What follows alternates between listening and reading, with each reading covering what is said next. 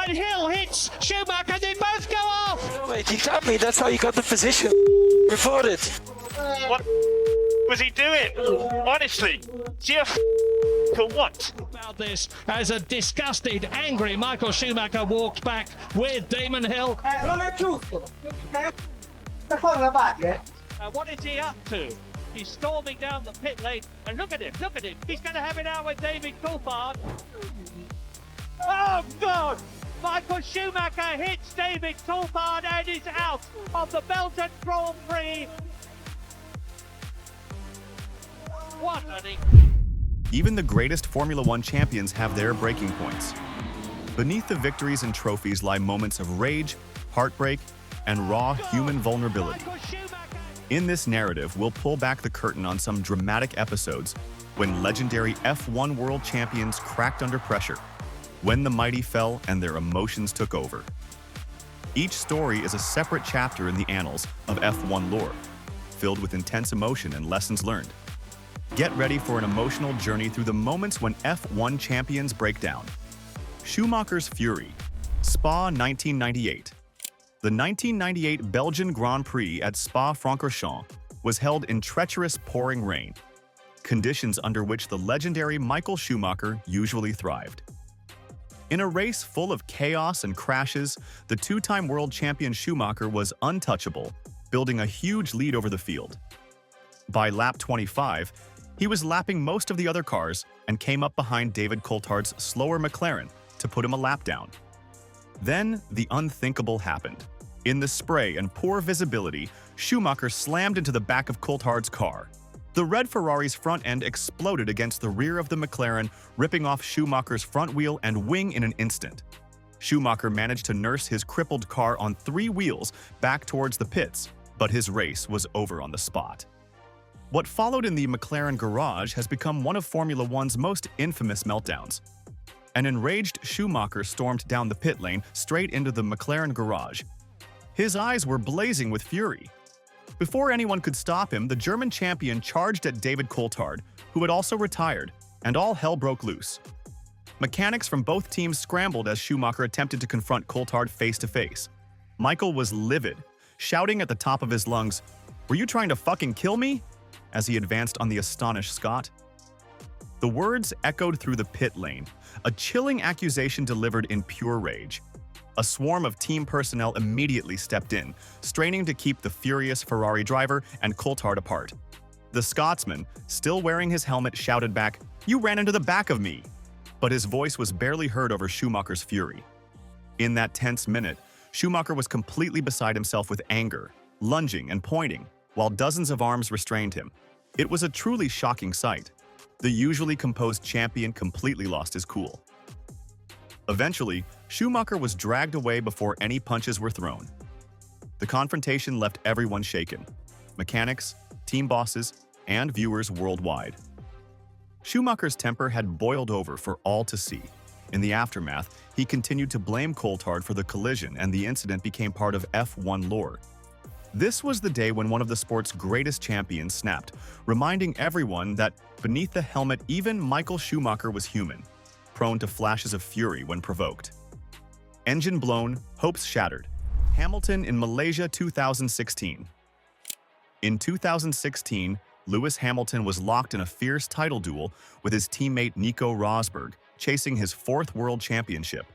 The Malaysian Grand Prix looked to be Hamilton's redemption race, a chance to swing the championship momentum back in his favor.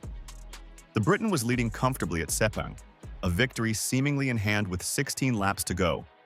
But in a split second, everything unraveled. Hamilton's Mercedes engine exploded in a burst of flames, the back of his car erupting with smoke and fire.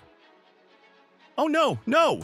Hamilton cried over the radio. Oh no, no! Agony in his voice as his car slowed from a sure win to a coasting wreck. He pulled off track, his silver arrow crippled and silent, and buried his head in his hands. Hamilton climbed out of his burning car in disbelief, staring at the inferno that had been his engine and his championship hopes, going up in smoke.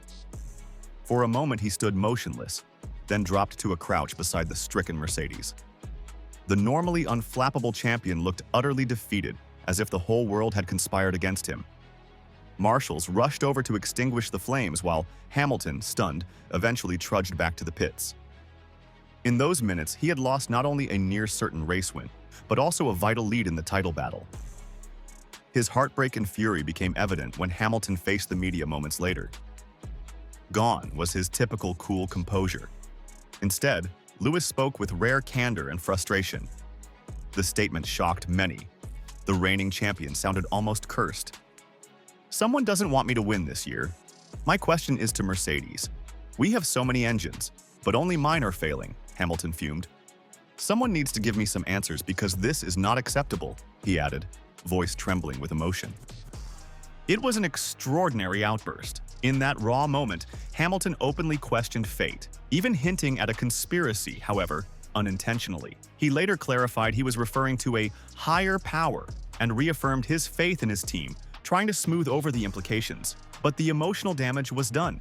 The world had seen Lewis Hamilton laid bare, enraged and heartbroken as his championship dream went up in flames alongside his engine. Alonso's anger. Abu Dhabi, 2010.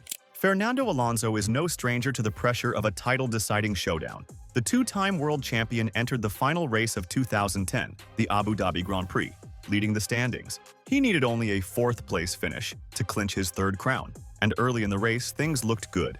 But a strategic blunder by Ferrari dropped Alonso behind slower cars after a pit stop. Worst of all, he became stuck behind the Renault of Vitaly Petrov, a driver not even in the title fight. Lap after lap ticked by, with Alonso trapped for 40 laps in an agonizing stalemate, unable to pass Petrov. Every attack Alonso tried was thwarted. The championship that had been within his grasp was slipping away with each turn of the wheel. When the checkered flag fell, Alonso crossed the line only 7th, losing the title to Sebastian Vettel. But the drama didn't end there. On the cool-down lap, television cameras captured a telling moment. Alonso's red Ferrari pulled alongside Petrov's car, and the Spaniard let his frustration explode. Steering with one hand, Alonso furiously shook his fist at Petrov, a clear "what the hell was that?" gesture aimed at the Russian who had held him up for so long. Fernando waved and gesticulated angrily, venting the rage that had been building in his cockpit for 40 laps.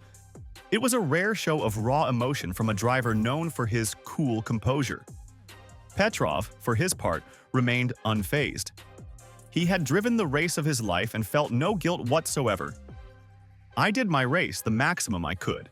I cannot let one car pass me because it is racing," the Russian said afterward, noting that Alonso should be angry at himself or his team, not at Petrov, for the strategic blunder. "His gestures showed his bad manners," Petrov added, refusing to be a scapegoat for Ferrari's mistake. The end of the 2010 season left a bitter taste for Alonso and Ferrari.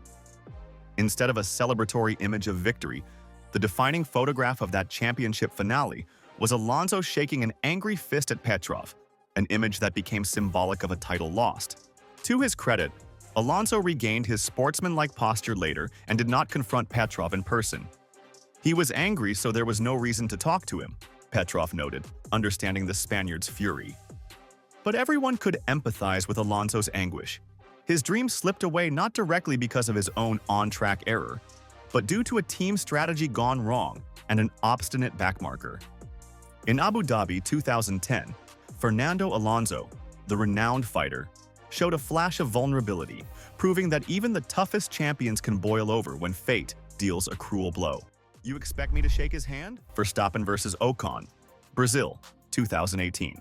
Max Verstappen, the young Red Bull prodigy, didn't yet have a title in 2018, but was already showing the fiery talent of a future champion.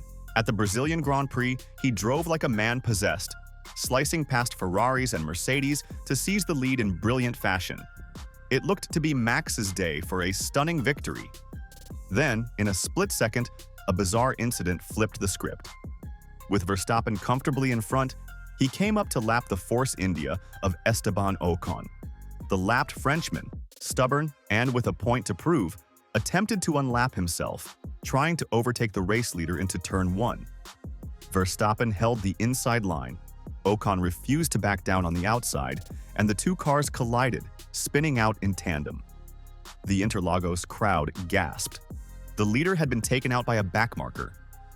As Max struggled to right his car, Lewis Hamilton swept past into the lead. A furious Verstappen flipped Ocon the middle finger as he rejoined and vented on the radio. "What a fucking idiot!" After the race, instead of celebrating on the top step of the podium, Max was fuming, having finished second instead of first. What happened next became an infamous scene. In the post-race weighing area, Verstappen confronted Ocon face-to-face. Cameras captured Max, still seething, shoving Ocon repeatedly in the chest. The Frenchman, surprised and looking around for help, took one push, then another, 3 shoves in total, as Verstappen physically forced him backwards off the scales. Team personnel intervened to separate the two. Max stormed off to the podium ceremony, but the damage was done. It was an ugly altercation, the likes of which Formula One hadn't witnessed in years. The fallout was immediate. The FIA stewards condemned Verstappen's behavior and ordered him to perform 2 days of community service for making physical contact in a manner prejudicial to the sport. Max, however, was only partially apologetic. In a tense press conference the following week, he remained defiant. "We are all here to win, and when it gets taken from you, it's normal that emotions take over. We're not robots," he said, standing by his passion-fueled reaction. When asked what Ocon had said to trigger him, Max refused to elaborate. "Something I wasn't expecting to hear. I was expecting an apology, and I got the opposite," he hinted, still clearly annoyed. And Verstappen famously quipped, "I thought it was quite a calm response. What do you expect me to do? Shake his hand and say, 'Thank you for being second instead of first?'" Ocon, sitting beside Max in that press conference, tried to play it cool. "We have to move forward. I'm sure even if Max said the opposite, he would like to take back what he did after the race," he said, attempting to diffuse the tension. Interestingly, Sebastian Vettel came to Max's defense, noting that "we are human beings, and emotions go both ways. We're here fighting for something that means the world to us."